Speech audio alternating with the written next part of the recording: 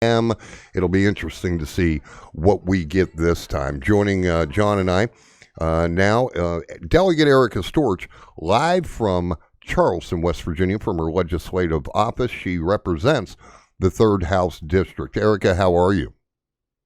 I'm well. This is so cool. You like it? I do. How'd you like that music? Can you guess the band? No. That was Fish. That's Trey from Fish playing a little bit of a guitar solo. John, I saw you getting into it. Oh, yeah. Fish. I haven't heard me some Fish in a while. Well, you're going to hear it on Steve Novotney Lives. Big time. Erica, it seems like the supermajorities, the Republicans in Charleston, are in a big old hurry down there. What's going on?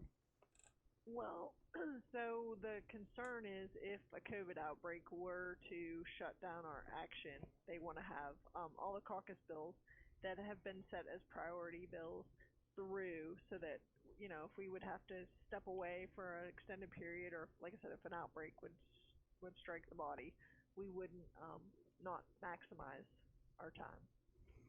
All right, and I saw that you did vote in favor of new charter schools. Some people here in Ohio County, Marshall County, they weren't real happy with that vote, Erica. Why don't you explain it? Well, why I voted for it or why people aren't happy with it? Well, isn't it the same reason? I mean, the reasons you voted for it are the reasons why people aren't happy with it.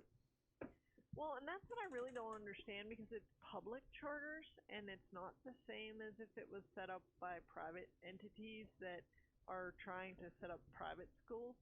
So with this, this is just an added level of if someone wanted to have a public charter authorized, they would have an appeal. There would be an appeal process available to them. By virtue of the last legislation that had passed, the county board was the end-all be-all for any charters in the state. We had one application that filed in Mon County for an interest in a charter in that area, and they were rejected. And so this just would give, if the situation were where this law were in place at the time, they would have an appeal process available to them. And so also we increased the numbers, but the initial bill had allowed for the creation of 3 each year. And so, like I said, we only have had one application in the state. I really don't think Ohio or Marshall County is even going to see an application, to be honest, because we have competition in Ohio County. So if Mon thinks they could use it or they think it could benefit them, I think it's worth giving a shot. I've heard from more people that wanted me to vote in favor than I have. I mean, I saw some negative on Facebook, but I'm just not doing that. Every keyboard warrior on there has never even read the bill. I've actually read it, so I don't pay a whole lot of credence to that, but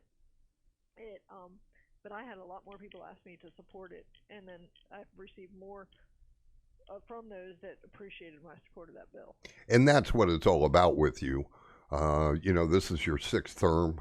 You've been in there now 5+ years, and as I've written in the past, pretty often you'll put something out there on your Facebook page asking for people's opinions, because your job is to represent the majority of the 3rd District. Yep, and like I said, I really don't think that there's an appetite for a charter application in Ohio County, because we do have great schools. Our public school system is wonderful. Our private schools are very good, and our parochial schools are as well. So, but others don't have those opportunities. Okay, now you and I have talked several times about the 5 different areas of the state. Yeah, we have, and there are 5 regions, so to speak. In those 5 regions, you and I have visited each and every one of them. They're very different. The Northern Panhandle, we have Columbus just an hour and 45 minutes away, Pittsburgh 50 minutes away. That's much different than what people have, even pretty much in all the other border counties. 23 of 55 counties of West Virginia are border counties. I can only think of perhaps Cabell County that could be similar to Marshall, Ohio, and Brooke counties. What about you? Maybe over in the Eastern Panhandle, maybe Jefferson and Berkeley. Well, and it's interesting when I speak to my Eastern Panhandle colleagues about all the growth that they see. I will say that that's where I think we differ from the Eastern Panhandle. They are a growth center in this state, and unfortunately, in the Northern Panhandle, we are losing population still. Yeah, we are. I've always thought, with family that have long lived in the Pittsburgh area, I've always thought that the growth that we have seen, especially with housing, in the Washington County area on our way up to Pittsburgh, would spread even further and perhaps make something of a Pittsburgh suburb in and around the Highlands. We've seen some of that with Highlands Park, but not a whole lot more. Yep. And so that was why, largely, like I said, with, I'm okay with trying something different and trying to keep some of our young people here, trying to keep some people that may, still be in the workforce and may have young children that may feel like, there are better opportunities for their children to receive a better education elsewhere. It's traditionally, we are traditionally in the bottom in the country's rankings for our education output, and to try something different, I don't see a harm with that.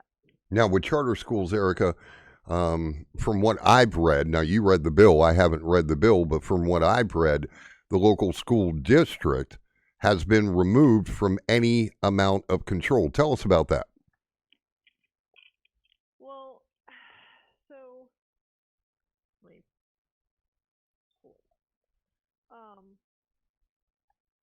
I don't know that. I mean, there is a board that will be created, so they will have oversight. But to say that it is completely out of the local hands, I don't know if that's accurate, because like I said, I think that we have a great system in which all are complementary. So as far as that, I could, I still see them complementing. No, I get what you mean. And we are here, lucky here in Ohio County with our 3 high schools and the education system that we have. Ohio County schools, I think, their catalog is about an inch thick. And those kids have a ton of opportunity. Of course, my alma mater, the alma mater of 2 of your kids thus far, Lindsley, they go about it the way they've always gone about it. Wheeling Central Catholic has enhanced their academics, I don't know how many fold in, say, the last 8 to 10 years. They've really upped their game. We're lucky here in Ohio County. I wish the other 54 counties in West Virginia were as lucky. Right. No, you're 100% correct. And, it's frustrating, I think, because, we're able to take it for granted, and, and I have colleagues that have come to me and said, well, yeah, you guys have all these great opportunities. Why do you want to prohibit those in our region from having similar opportunities within a different structure? Because, obviously, you wouldn't be able to replicate all that we have, with, Lindsley has a long historical tradition, as the education they've provided. Like you said, similarly, Wheeling Central has done a great job with their TEAL lab. They're just doing incredible things. Yeah, they really have been, Erica. And, before I move on, I also have to give you some credit for your mask posts every morning, Nini's and this and that. And, you come home this weekend, I'm going to make sure you have a LEDE News mask, that's for sure. Okay, sounds good to me. All right, now, as far as, and we're going to pull John back up. Go ahead, John, do that. John Banco, of course, has been stymied since the beginning of the pandemic. He's a wonderful musician, also the biggest promoter here in the Upper Ohio Valley. And we are intrigued, Erica. John is very intrigued because he'd love to get back to work And Governor Justice did hint or tease on loosening restrictions on education, on schools, and also on businesses. What do you know? Well, this is probably the longest time I've missed any of the governor's briefings, just because with our current schedule, they don't really coincide very well with trying to catch up with what he's saying. Hey, at least he's in Charleston.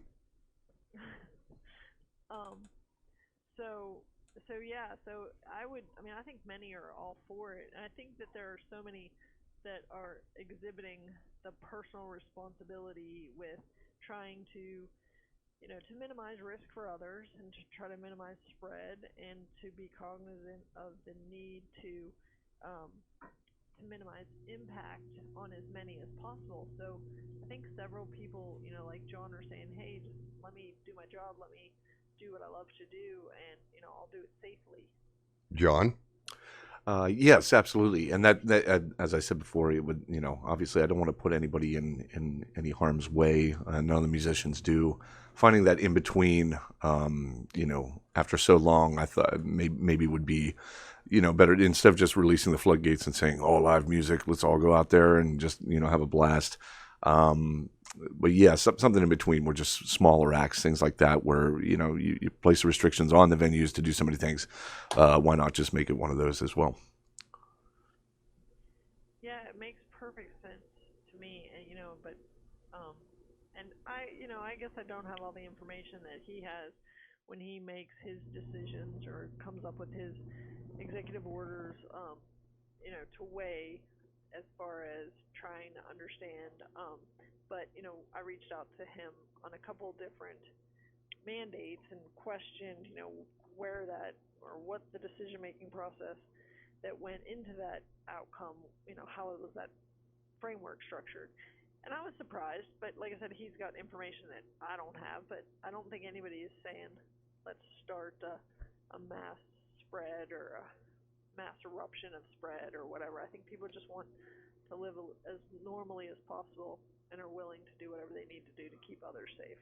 West Virginia Delegate Erica Storch on the program for another couple of minutes. Erica, what else is coming down the pike? What should we expect next week or later this week? Well, tomorrow we're going to take a vote on the Hope Scholarship, which is the previously titled Education Savings Accounts. We also have a piece of legislation that will change some licensure throughout the state. There also is a bill on second reading tomorrow that will clarify the authority of the governor and the obligations of the governor and the legislature when we're in a state of emergency. Right. What about the governor's tax plan, Erica? Is that going to fly? A lot of people were asking the mayors of West Virginia.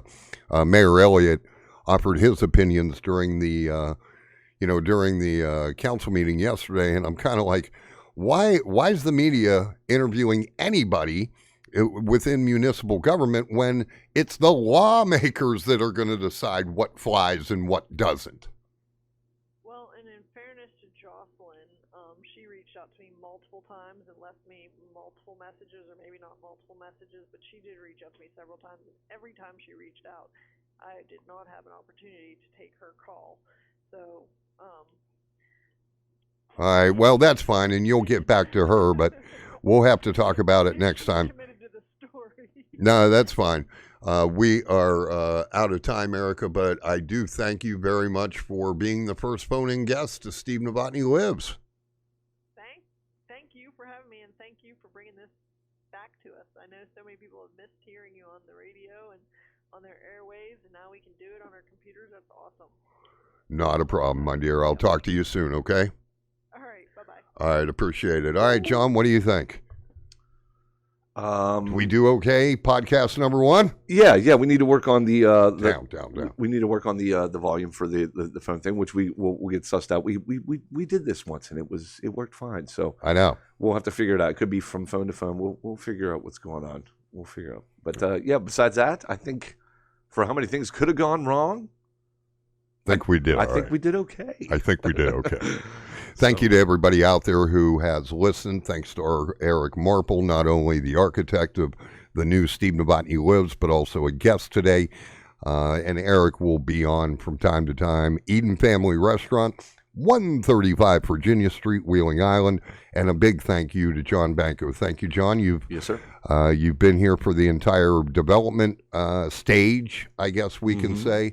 And I just really, truly appreciate it, bro. My honor. All right. I'll talk to you, well, here in a minute once we're off mic. Yeah, I'm not just going to disappear into thin air once you turn everything off. Hey, poof, man. Why don't you just go poof? Thank you to everybody out there. Some very humbling comments, a lot of text messages, everything else. Monday, Wednesday, Friday, 3 to 5 on LEDE News Facebook page. We're going to do Steve Novotney Lives. I hope you join us in the future. Thank you so much for joining us today. All right. Again, Friday at 3 p.m. is the next show. God bless you, folks. We'll talk again.